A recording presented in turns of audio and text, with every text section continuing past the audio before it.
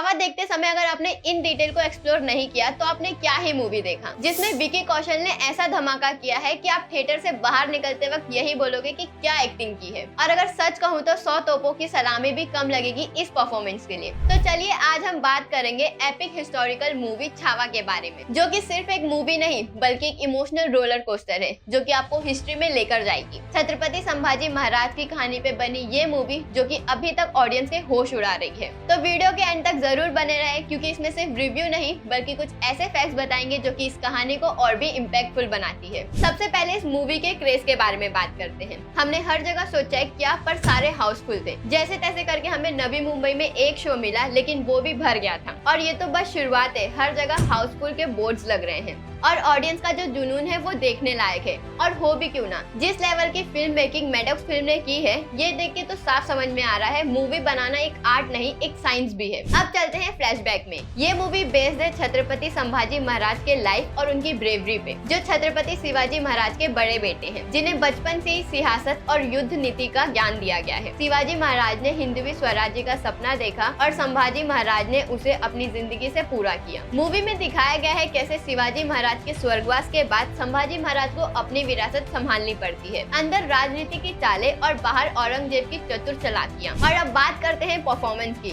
भाई विकी कौशल ने तो कमाल कर दिया। उन्होंने संभाजी महाराज के रोल को इतनी बखूबी तरीके से निभाया है कि जहां आपको लगेगा कि आप हिस्ट्री को अपने आंखों के सामने जी रहे हैं। उनका इमोशनल आउटबर्स्ट जब वो शिवाजी महाराज के मुकुट को देखते हैं, उस वक्त तो थिएटर में पिन ड्रॉप साइलेंस था, सिर्फ इमोशन की ही आवाज सुनाई दे रही थी। और अक्षय खन्ना को भूलना तो पाप होगा। उनका काम बट इम्पैक्टफुल प्रेजेंस तो इस मूवी को और सॉलिड बनाती है। हर कैरेक्टर को इतनी अच्छी तरीके से कास्ट किया गया है कि जैसे वो रोल सिर्फ उनके लिए ही बना हो। डायरेक्शन की बात करें तो मैडॉक्स फिल्म ने हिस्ट्री को स्क्रीन पर लाकर एक मास्टरपीस क्रिएट किया है। सेट, कॉस्ट्यूम, डायलॉग इतने डिटेल तरीके से दिखाया गया है कि जैसे आपको लगेगा आप 60s में टाइम ट्रेवल कर रहे हो। एक्शन इतना रॉ और रियलिस्टिक है कि जिसे सिर्फ धमाके के लिए नहीं दिखाया गया है बल्कि हर फाइटिंग सीक्वेंस में एक हिस्टोरिकल रिलेवेंस दिखता है। सेकेंड हाफ में जब शंभूराज को कैद कर लिया जाता है और उनपे अत्याचार होता है, ये सब तो सिर्फ किताबों में पढ़ा था लेकिन स्क्रीन पे देखने के बाद आंखों से आंसू निकल गए। नाखून निकालना, घाव पे नमक लगाना और वो इमोशनल ड्रामा, ये सिर्फ एक फिजिकल पेन नहीं दिखाता बल्कि एक वॉरियर की मेंटल स्ट्रेंथ को भी दिखाती है। और क्लाइमेक्स में जब ऑडियंस एक आवाज में बोलती है